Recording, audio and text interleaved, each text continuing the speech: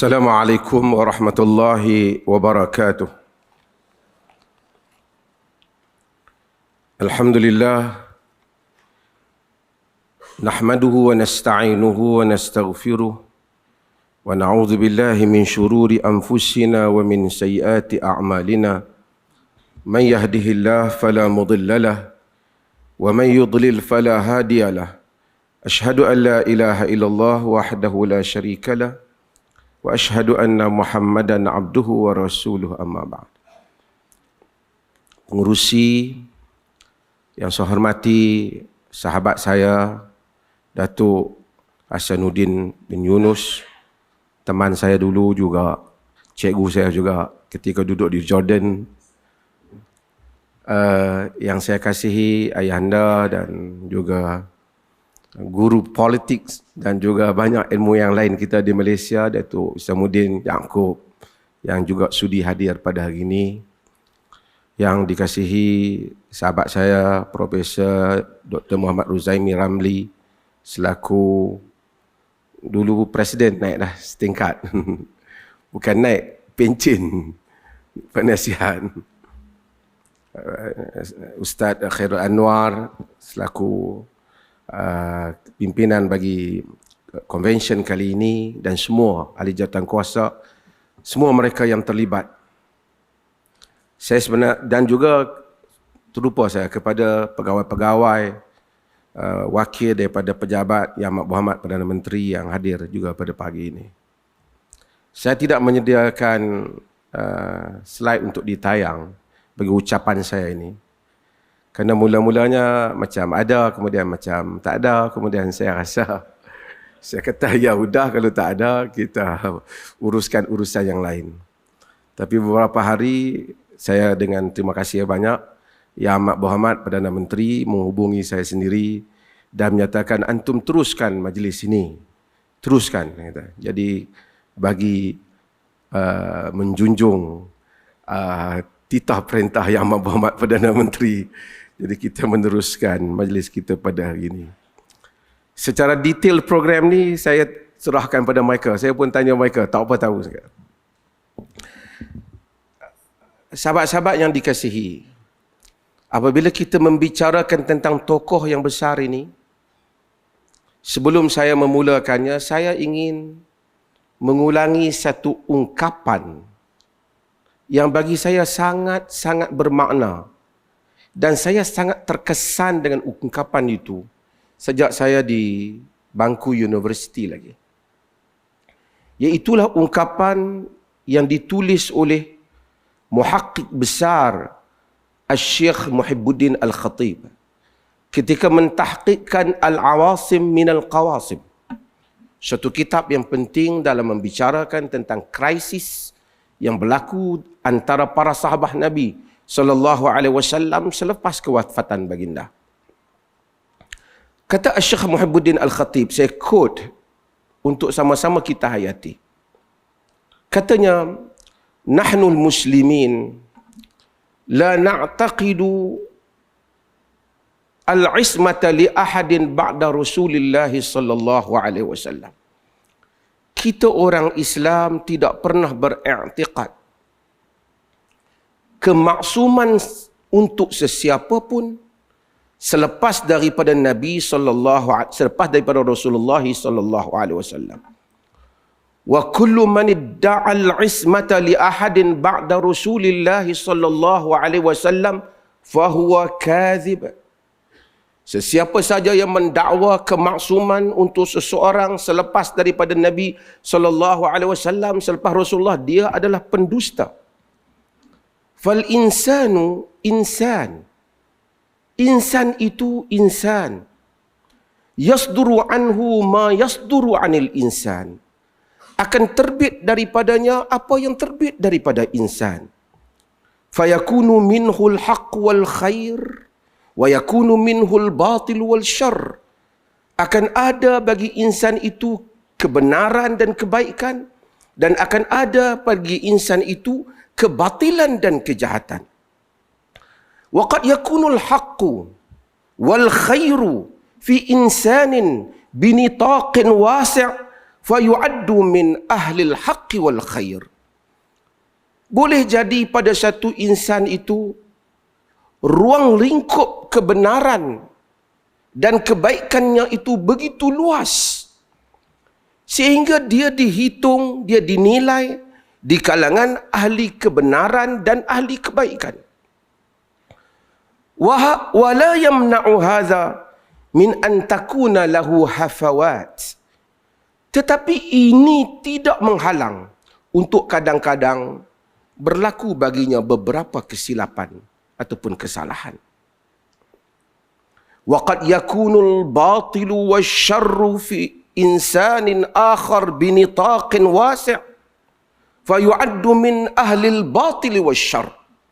Boleh jadi juga pada manusia yang lain lingkungan kebatilan, lingkungan kejahatan itu begitu luas dalam hidupnya sehingga ia dihitung, ia dinilai sebagai ahlus syarri, ahlul batil wal syarr, sebagai golongan yang batil dan syarr. Wala yamna' hadha an tabduru minhu bawadirus salihat fi ba'dul awqat. Pun begitu, ini tidak menghalang untuk kadangkala dia ini terbit daripadanya beberapa cetusan kebaikan pada waktu-waktu yang tertentu. Yajib ala man yatahaddas an ahli al-haqqi wal khairi idza alima lahum hafawat alla yansa ma ghalaba alaihim min al-haqqi wal khair.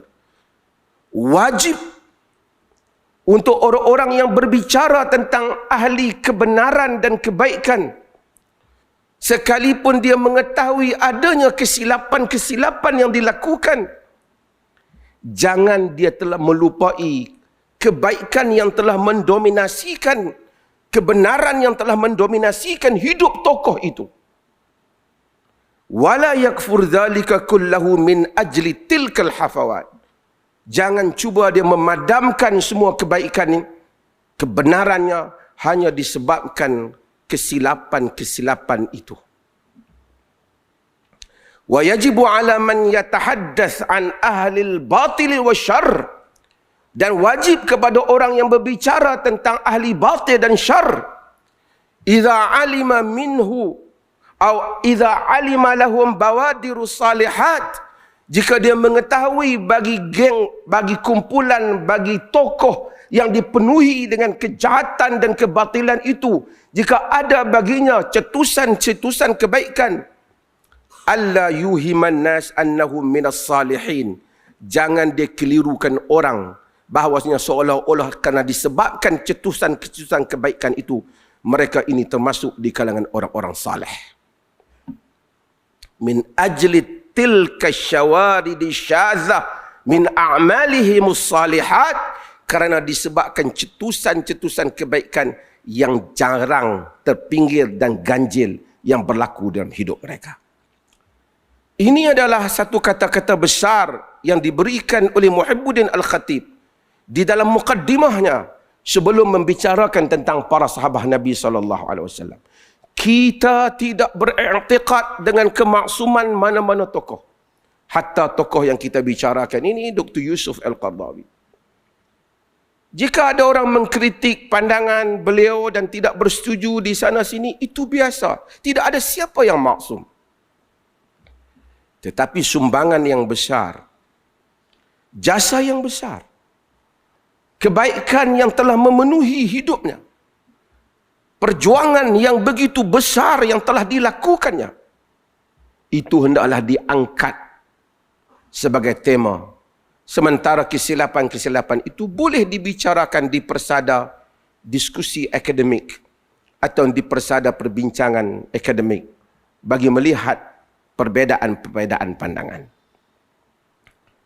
Saudara-saudari yang saya kasihi, dengan kita juga tidak melupakan apa yang Nabi SAW sebut di dalam hadis yang diriwayatkan oleh Al-Imam Al-Bukhari, man kana madihan akhahu la mahala falyaqul ahsibu fulanan wallahu hasibuhu wala uzakki ahadan 'ala Allah. Sesiapa yang memuji kawannya atau memuji saudaranya dan tak ada lain dia kena puji saudaranya itu, dia katakanlah itu sangkaanku. Allah lebih tahu tentangnya. Kita tidak akan mendahului Allah di dalam meletakkan kemuliaan pujian kepada sesiapa. Wala tuzakku anfusakum. Jangan kamu menyucikan diri kamu. Para ulama disebut seperti mana kata Al-Thawri, zikrus salihin tanzilur rahmah. Mengingati orang saleh itu menurunkan rahmat. Dan ini adalah ruang yang sedang kita berada padanya. Saya masuk kepada perbincangan berhubung dengan kenegaraan. Dr. Yusuf Al-Qaradawi adalah tokoh yang reformis yang besar. Jika kita lihat dengan karya-karyanya, ramai orang boleh menulis dan mengulangi apa yang telah ditulis oleh orang sebelum ini. Mungkin hanya dengan bahasa yang baru.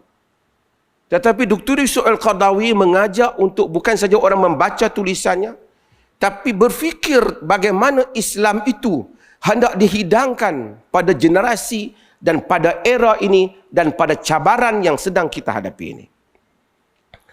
Seringkali beliau mengangkat kata-kata yang besar oleh Al-Imam Ibn Qayyim dalam I'lamul Muwaqqi'in. Dan kata-kata ini diangkat oleh sarjana-sarjana yang insaf bagi menunjukkan betapa luasnya pemikiran Al-Imam Ibn Qayyim, dan ini diulang-ulangi oleh Dr. Yusuf Al-Qaradawi di dalam berbagai-bagai tulisannya. Iaitulah kata-kata Ibn Qayyim. Inna syari'ata mabnaha wa asasuha ala al-hikami wa masalihil ibad. Sesungguhnya syariat itu binaannya, asasnya di atas hikmah dan kemaslahatan hamba. Fil ma'ashi wal ma'ad, di dalam kehidupan dunia ini dan pada kehidupan akhirat kelak. Wahya adlun kulluha, syariat itu adil keseluruhannya. Wa rahmatun kulluha, dia ada rahmat keseluruhannya. Wa hikmatun kulluha, ia adalah hikmah keseluruhannya. Wa masalihu kulluha, dia adalah kemaslahatan keseluruhannya. Wa kullu mas'alatin kharajat 'anil 'adli ila al-jawr wa 'anil hikmati ila al-'abth wa 'anil masalih wa 'anil rahmati ila ضدها wa 'anil maslahati ila al-mafsadah wa 'anil hikmati ila al-'abth falaysat min asy-syari'ah wa in udkhilat fiha bit-ta'wil. Maksudnya apa saja masalah yang keluar daripada keadilan kepada kezaliman, yang keluar daripada hikmah, daripada rahmat kepada yang bertentangan dengan rahmat, yang keluar daripada kemaslahatan kepada kerosakan, yang keluar daripada hikmah kepada sia-sia, ia bukan daripada syariah. Sekalipun dimasukkan ke dalam syariah dengan takwil, sekalipun orang kata ini agama, tapi kalau itulah sifatnya, kata Ibn Qayyim, ia bukan agama. Ia bukan agama, sekalipun diberi nama syariah. Dan kata-kata ini diangkat oleh Dr. Al-Qaradawi supaya dilihat dalam kerangka pentingnya memahami syariat Islam yang adil, supaya jenama ruang, dalam bahasa yang lain, agama tidak ditonggang untuk meletakkan syariah kepada perbuatan-perbuatan dan tindakan-tindakan tertentu, sedangkan ia telah keluar daripada keadilan kepada kezaliman, keluar kepada kemaslahatan kepada kerosakan, keluar daripada kebaikan kepada yang sia-sia, maka ini tidak mungkin dinamakan syariah. Dan Ibn Qayyim mempunyai pandangan yang begitu luas tentang hal ini. Sesiapa yang baca Al-Turuqul Hukmiyah, dia akan melihat bagaimana Ibn Qayyim memperkatakan bahawa Allah Subhanahu wa taala menghantar rasulnya dan menurunkan kitabnya supaya manusia hidup di atas keadilan. Dan mustahil, kata Ibn Qayyim, Allah menetapkan hanya satu cara, kata Ibn Qayyim, di mana adanya ruang keadilan, di mana ada jalan keadilan, fasamma syar'ullah, disitulah syariat Allah. Dan Allah itu lebih adil, lebih bijaksana untuk mengkhususkan hanya satu jalan bagi yang dimaksudkan dengan syariah. Jika ada jalan lain sekalipun tak disebut dalam agama, tapi ia memenuhi maksud keadilan, ia memenuhi maksud maslahah, disitulah syariah, disitulah agama, dan disitulah mesti diikuti. Dan mungkin kita meninggalkan yang mana menjadi kebiasaan yang disebut di dalam nas, kerana ada perkara lain yang lebih mentahqiqkan, yang lebih merealisasikan maksud keadilan yang dikehendaki oleh nas. Di atas saju ini, Dr. Al-Qaradawi menulis dalam karya-karyanya. Al-Qaradawi meminta supaya kita membedakan dua hal.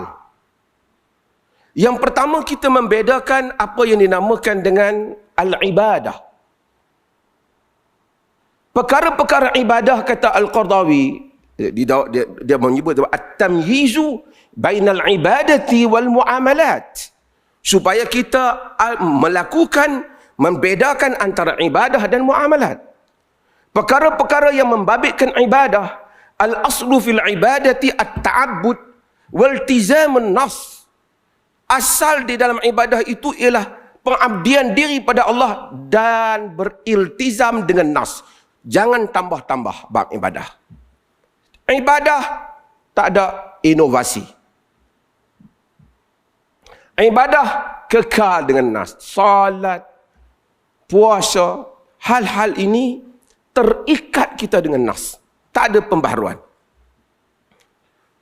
Yang kedua ialah perkara yang membabitkan al-adat wal muamalat. Termasuk berhubung dengan kenegaraan, siasah dan politik. Perkara yang membabitkan adat dan muamalah. Perkara ini ialah al-ittifat ilal ma'ani wal maqasid.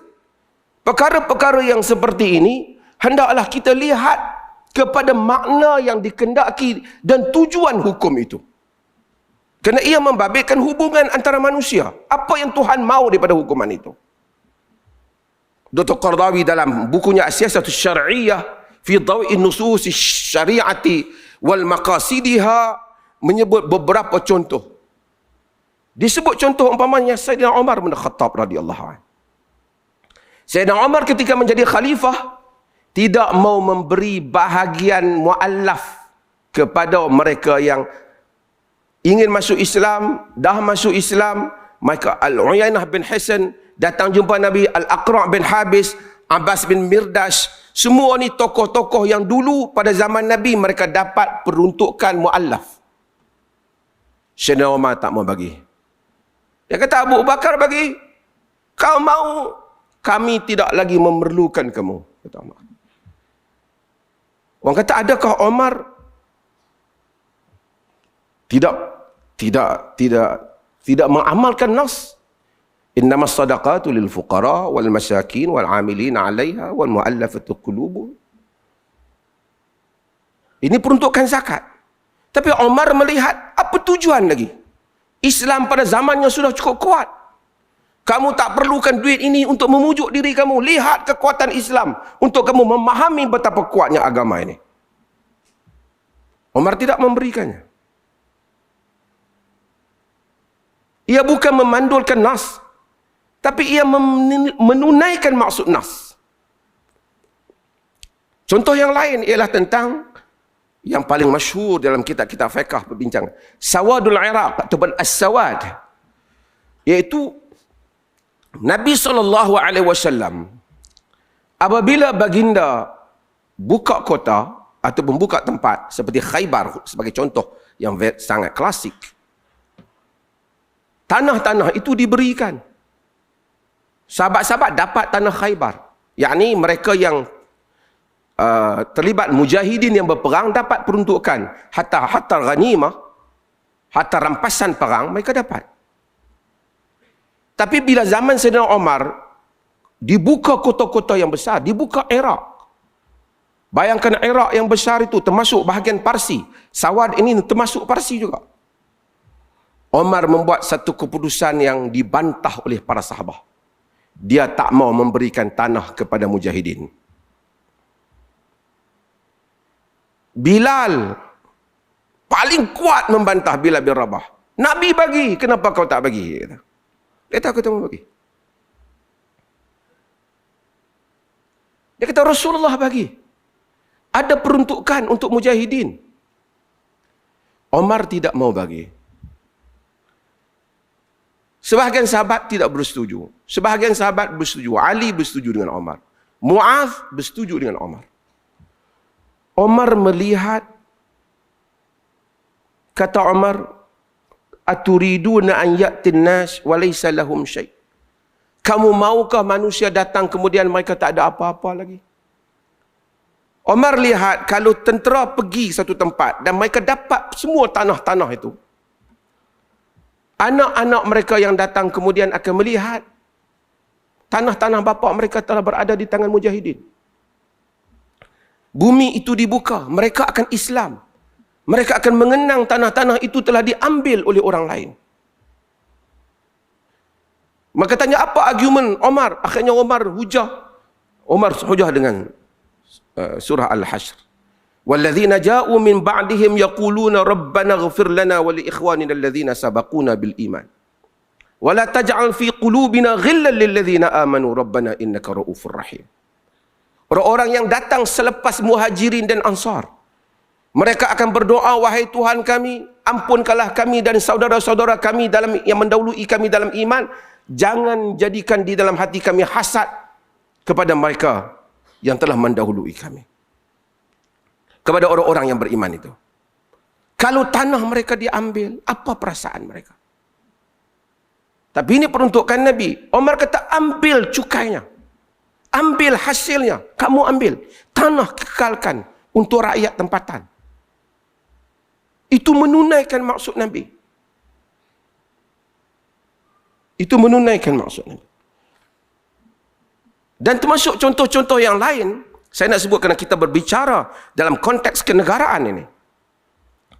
Pada Amul Maja'ah, pada tahun kelaparan, tahun kemarau, kita tahu dalam zaman pemerintahan Omar, tempoh satu tahun kemarau, yang semua orang, Omar sendiri sampai kekuningan, makanan tak cukup. Beliau menghentikan hukuman potong tangan. Iqaf hadul sariqah. Hadis sariqah. Dia menghentikan hukum hudud potong tangan.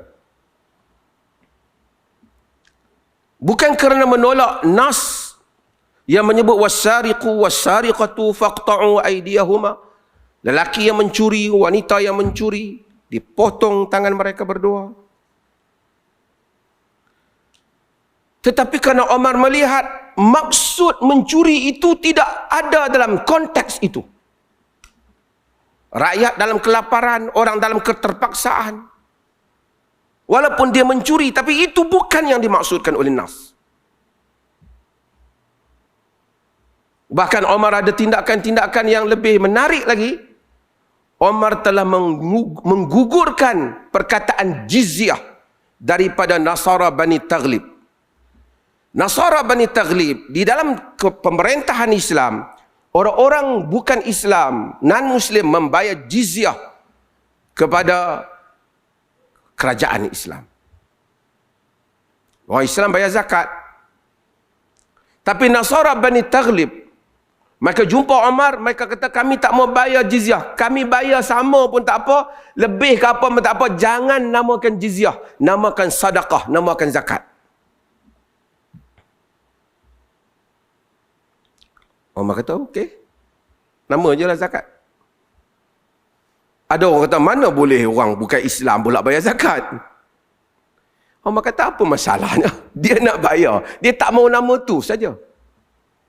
Perbuatannya sama. Ini politik maksudnya. Ini siasah. Dan ini dicatatkan oleh Abu Ubaid di dalam tulisan mereka. Juga polisi-polisi baru Sayyidina Umar. Contohnya tentang tas'ir. Dulu kita selalu cakap. Menetapkan harga barang, harga shilling. Nabi SAW tak benarkan. Apabila berlaku krisis harga barang di Madinah, orang bawa kepada Nabi SAW supaya ditetapkan harga barang. Nabi tak nak. Nabi kata, innallaha huwal musa'ir, al-qabid, al-basit, wa inni arju an alqallah, wa laysa ahadun minkum yatlubuni bimadlamatin au damin wala mal. Kata Nabi SAW, Allah yang menentukan harga barang. Yakni naik turun harga di pasaran itu, begitu telah berlaku. Allah yang menentukan rezeki dan segala-galanya. Aku tak mau kebalik pada Allah Ta'ala nanti, seseorang kamu menuntut kezaliman pada harta ataupun darahnya daripada aku. Maksudnya dia terpaksa rugi kerana kerajaan menetapkan harga barang. Nabi tak mau. Tapi pada zaman Sayyidina Umar menetapkan harga barang. Ia pada zahirnya against apa yang telah diputuskan oleh Nabi SAW. Tetapi Umar bukan meminggirkan nas. Umar melihat peniaga pada zaman Nabi itu memang harga barang naiknya mengikut nature keadaan itu. Tetapi pada zaman Umar, peniaga sudah bermain dengan harga barang. Dan orangnya sudah berbeza. Maka hadis itu jika dilaksanakan pada peniaga pada zaman Umar, kezaliman yang Nabi takut itu akan berlaku. Maka Umar menetapkan harga barang. Hatta Ibn Taimiyah rahimahullah yang diangkat dalam skul aliran Salafi, dia juga menyokong idea ini, dan Ibn Taimiyah itu begitu maqasidi sekali apabila membicarakan soal-soal muamalat, soal-soal politik, soal-soal adat. Sebab itu duka cita jika mereka yang intima kepada manhaj salaf, tetapi mereka sempit di dalam melihat nas-nas yang bersifat maqasid ini.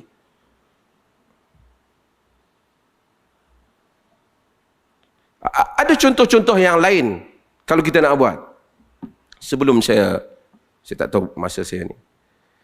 Nabi hantar Mu'adz bin Jabal pergi ke Yaman. Antara tugasannya selain daripada dakwah ialah mengutip zakat. Zakat makanan orang Yaman, gandum mereka, bali mereka. Mu'adz bila tengok orang Yaman, Mu'adz tidak kutip kambing, unta mereka. Mu'adz telah mengambil pakaian mereka sebagai zakat. Yakni dia mengambil harga qimah. Dulu barter trade. Dia hantar ke Madinah, dia pulangkan pakaian daripada Yaman. Kerana itu ada harga. Dia tak ambil kambing, dia tak ambil unta. Dia rasa orang Madinah perlukan barang.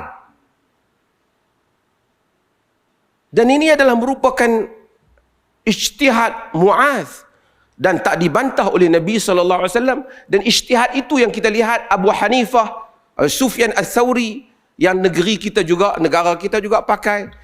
Kalau di dalam mazhab Syafi'i dan Hambali, kita tahu kita tak boleh bayar zakat, pakai zakat fitrah dengan duit. Dia mesti bayar dengan beras. Tapi idea ini ialah idea Mu'adz ketika dia bertugas di Yaman dan diakui oleh Nabi SAW. Dan idea ini kemudian diambil oleh Abu Hanifah, kerana orang lebih perlu, kalau ada beras penuh rumah dia pun, dia tak boleh buat apa. Dia nak kena buat proses yang lain. Dia perlukan harga, mengambil qimah. Ini berlaku perbincangan di kalangan para fuqaha. Contoh yang lain, pentadbiran. Pada zaman Nabi, unta yang hilang. Arab ada unta. Orang Melayu dia tak apa tahu tentang unta ni. Sebab tu bila dia sembelih unta, dia bagi unta tu terbalik. Unta tak perlu terbalik macam lembu. Dia nahar.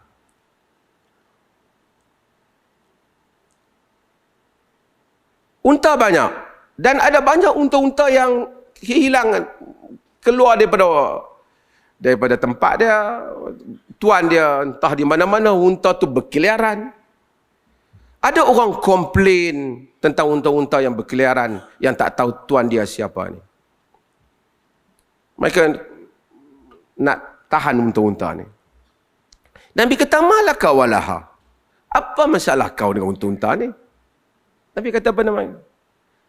ma'aha shiqauha wa hidha'uha taruddul ma wa tar'al syajar fadharha hatta yalqaha rabbuha.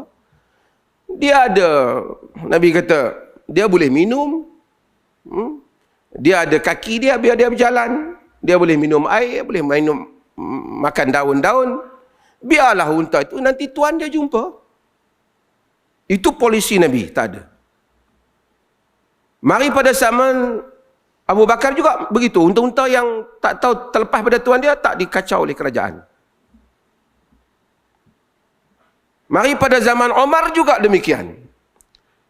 Pada zaman Osman tangkap unta-unta ni.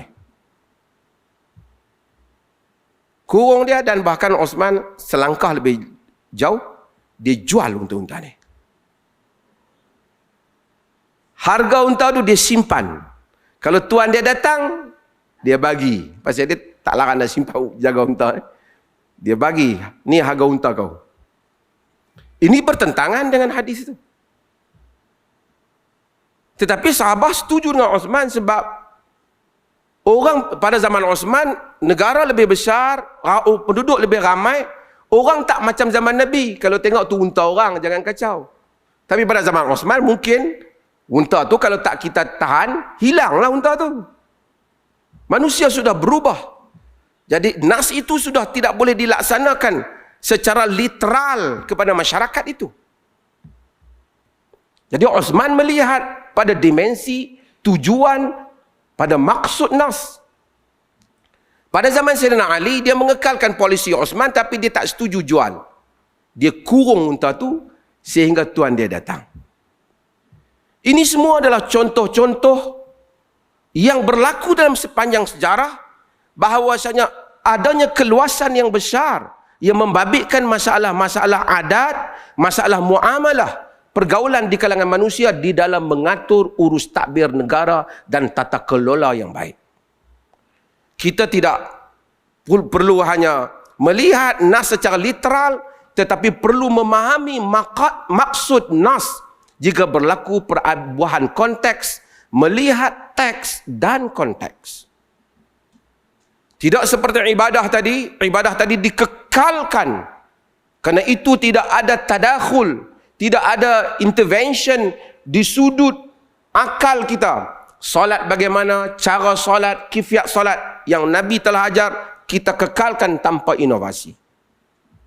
Sementara dalam urusan politik, dalam urusan muamalah, dalam urusan-urusan kehidupan adat, pakaian, style, kehidupan, agama agak luas dalam hal ini. Agama luas dalam hal ini. Ini Dr. Al-Qaradawi menyebut bahawasanya di dalam menghadapi nas yang bahagian yang luas ini, ada tiga aliran di kalangan manusia. Aliran yang pertama yang beliau namakan sebagai Az-Zahiriyatul Judud, iaitulah literalis, new literalist. Mereka ini begitu sempit, tak nak, nas-nasnya tak mau keluar. Kalau perkataannya jizyah ditukar pada cukai, no, tak Islamik. Dia mesti follow sebiji macam tu.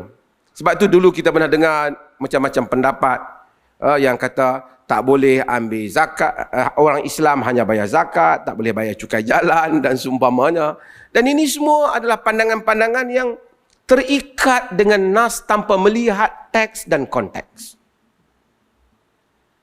Satu lagi kata Qaradawi ialah golongan madrasah yang al-mu'attilah judud. Mereka ni memandulkan nas, tak pernah mau study Quran, tak mau nak study hadis, asyik-asyik maqasid syariah, maqasid syariah. Walaupun bertentangan dengan nas, tanpa memikirkan kenapa kau buat benda ni, maqasid syariah.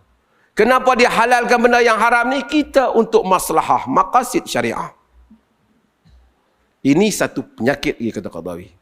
Tak study nas, tak belajar nas, asyik maqasid syariah dengan tak tahu apa tu nas yang asal. Aliran yang sepatutnya Qaradawi kata ialah aliran al-wasatiyah. Aliran yang pertengahan, ar-rabtu baina an-nusus al-juz'iyyah wal maqasid al-kulliyah. Iaitu mesti mencari ruang untuk diikat nas-nas yang kecil ini, yang juz'i ini dengan maksud agama yang besar. Dengan maksud agama yang besar. Ada nas-nas yang mungkin kalau kita laksanakan, saya selalu buat contoh yang klasik, banyak perkara. Contohnya mukhalafatul yahud, mukhalafatul al-musyrikin ataupun kufar. Berbeza dengan orang kufar. Pada satu tempat mungkin perbezaan dengan orang kufar itu pada satu tempat zaman berbeza, pada zaman lain ia berbeza. Mewarna janggut atau rambut umpamanya, walaupun ada dalam sunnah. Kata Ibn Hajar Al-Asqalani dalam Fathul Bari, tapi kalau sekiranya satu tempat itu tabiat orang kufar itu memang macam tu, kita ambil maksud berbeza saja, jangan kita buat perkara mewarnakan. Bukan kalau kita warnakan, jadi pula kita sama dengan mereka. Apa maksud yang dia nak perbezaan itu? Pakaian juga sama. Dan seluruh ini adalah melihat kepada konteks. Siasah umpamanya. Siasah sifatnya untuk tahqiq kepada kemaslahatan negara. Tujuan para pemerintah, allazina immakkannahum fil ard aqamus salah wa atau zakah wa amaru bil ma'ruf wa nahu 'anil munkar. Walillahi 'aqibatul umur. Orang-orang yang kami tempatkan mereka mempunyai kedudukan di atas muka bumi, mereka itu mendirikan salat, mereka itu menunaikan zakat, menyuruh kepada yang ma'ruf dan mencegah daripada yang mungkar. Itu tugas pemerintah. Bagaimana pemerintah itu ingin menterjemahkan hal itu? Itu memerlukan kebijaksanaan siasah. Kadang-kadang hatta dalam politik, sahabat berbeza dengan Nabi SAW di dalam mentafsirkan keadaan. Contoh yang paling obvious, contoh yang paling jelas ialah peristiwa, siapa yang kita baca sejarah, peristiwa Hudaibiyah. Apabila ramai sahabat tidak gembira apabila Nabi membatalkan hasrat umrah. Mereka datang nak pergi umrah. Nabi buat perjanjian dengan musyrikin. Yang perjanjian itu pada sebahagian para sahabat tidak berpihak kepada sahabat. Dan kalau siapa membaca dalam riwayat Bukhari, perkataan Sayyidina Umar, bahkan riwayat-riwayat lain, perkataannya agak lebih serius. Saya rasa kita kena dalam hal ini kena lihat riwayat yang lebih kuat supaya terjaga kalimat-kalimat Umar itu. Umar kata, ya Rasulullah, alasna alal haqqi wa hum alal batil. Wahai Rasulullah, bukan kita atas kebenaran, mereka atas kebatilan kah? Dia tanya Nabi. Nabi kata, bala. Ya. Alaysa qatlana fil jannah wa qatlahum fil nar. Tidakkah yang mati di kalangan kita masuk syurga, mati di kalangan mereka masuk neraka? Nabi kata, bala. Ya. Fa'alama nu'ti ad-diyanata fi dinina. Fa'alama nu'ti ad-daniyata fi dinina. Habis, mengapa kita nak menyerah, nak tunjuk sikap lemah? Ad-daniyat, yakni tunjuk izharud dha'f, menunjukkan kedaifan kita kepada mereka. Pasal apa kita nak serah? Buat apa buat perjanjian dengan mereka? Buat apa kita mengalah bila mereka tak bagi?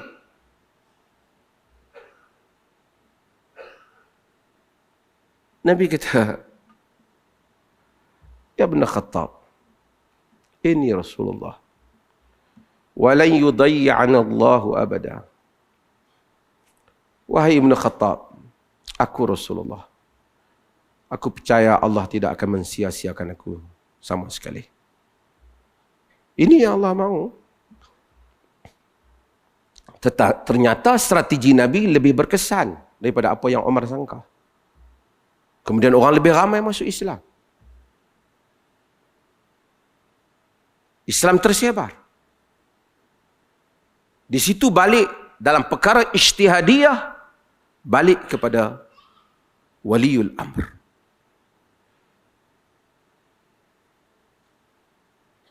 Sama juga hadis yang selalu saya baca tentang Abu Dzar. Abu Dzar zahirnya seorang yang saleh. Semua orang tahu Abu Dzar saleh. Tapi bila dia minta jawatan daripada Nabi, Nabi tak bagi. Nabi kata, ya Abu Dzar, innaka dha'if wa innaha amanah. Wahai Abu Dzar, engkau lemah, dia adalah amanah. Pada Abu Dzar seorang yang saleh. Nabi bagi kepada Amr bin As yang baru masuk Islam, yang tak banyak tahu tentang Islam. Terus Nabi lantik di dalam pasukan. Kerana ini bukan imam semayang, bukan nak bagi fatwa. Ini politics. Ini pengurusan. An-nasu kama'adin adh-dhahabi wal fiddah. Khiyaruhum fil Islam, khiyaruhum fil jahiliyah, khiyaruhum fil Islam idza faqihu. Manusia bagaikan galian emas dan perak yang terpilih semasa jahiliyah, terpilih juga masa Islam dengan syarat ia faham.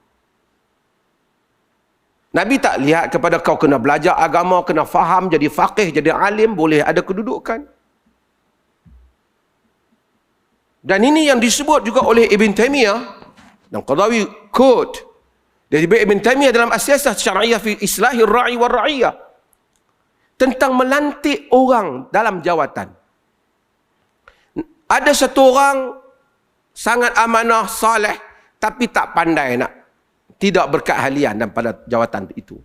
Ada satu orang berkeahlian tapi tak berapa saleh. Nak pilih yang mana? Ini yang disebut oleh Imam Ahmad. Ibn Taymiyah nukil yang sama. Kita kena lihat jawatan apa yang nak diberi pada dia. Kalau nak bagi di medan peperangan, mestilah lahir orang yang pandai perang, ahli perang. Walaupun mungkin dia tidak sesoleh dibandingkan orang lain. Khalid Al-Walid, of course, sahabat Nabi. Tapi dibandingkan orang lain jauh lebih soleh badannya. Nabi kata jangan bunuh tawanan perang, dia bunuh. Tapi sentiasa dia dilantik kerana tak ada orang yang dapat bersaing dengan Khalid di medan perang. Kalau lantik orang soleh, hebat, tapi pergi medan perang, Masya Allah, ramainya Masya Allah. Perang akan kalah. Dia tak boleh menang macam tu. Dalam hadis yang diriwayatkan oleh Imam Bukhari, Nabi, Inna Allah yu'ayyidu din birrajulil fajir. Allah menguatkan agama dengan lelaki yang jahat. Kemungkinan satu lelaki itu jahat saja. Tapi kalau ia boleh memenangkan agama di dalam konteks itu, biarkan saja. Ini yang orang tanya, bolehkah Hamas mendapat bantuan pihak-pihak yang kita tak bersetuju? Kalau kau apa pun tak bagi, orang dia bagi senjata, terima saja. Itu pun payah kau nak fikir. Dan konteks politik itu lebih luas. Sebab itu Nabi memuji hilf, perjanjian yang dibuat di rumah Abdullah bin Jud'an. Dalam hadis yang diriwayatkan oleh Imam Tahawi dan Al-Baihaqi, Nabi memuji, laqad syahidtu bidari Abdullah bin Jud'an hilfan walau ud'a fil Islam la ajabt. Aku melihat satu perjanjian di rumah Abdullah bin Jud'an, kalau aku dijemput semasa Islam pun aku pergi. Nabi lihat perjanjian itu semasa Nabi belum lagi menjadi Rasul. Quraisy berhimpun di rumah Abdullah bin Jud'an, membuat satu perjanjian untuk membela orang-orang yang ditindas di Mekah. Perjanjian itu tidak atas nama agama. Perjanjian itu atas sensitiviti Quraisy, kesedaran mereka kerana ramai orang yang lemah ditindas oleh orang yang kuat. Nabi menyukai perjanjian itu. Nabi kata, kalau aku dijemput ketika aku Islam pun aku pergi bersama dengan Quraisy dalam perjanjian itu. Itu politics. Itu kenegaraan. Dan dalam kerangka inilah kita memerlukan tokoh ilmuwan sunnah yang seimbang. Mempertahankan soal-soal usul di dalam akidah. Sebahagian orang masalah akidah dia longgar. Dia nak masalah fiqh, berkamin tegasnya. Asyik tak sah saja. Dah tu majoriti mazhab kata sah, kau dah tak sah, tak sah. Ini cerita di Zimbabwe, tak ada kaitan dengan kita. Tapi bila datang kepada masalah fiqh, dia begitu jumud. Kalau dalam ibadah dia jumud, kita setuju. Dalam fiqh muamalah, dalam adah, dalam pakaian, dalam soal hiburan, muzik dan seumpamanya, seolah-olah dijadikan itu usul dalam akidah. Ini mesti ada kepekaan di kalangan gerakan pembaharuan ini, supaya kita lebih luas sisi pandang kita dan dimensi fikir kita, horizon pemikiran kita, supaya kita dapat menjadi umat yang sentiasa dapat melangkah ke hadapan. Terima kasih banyak. Saya tengok dia beberapa kali duduk bergelisah di situ. Jadi Saya senyum. terima kasih. Saya pun lama tak bercakap tuan-tuan, tapi kita tiap hari bertemu di dunia maya.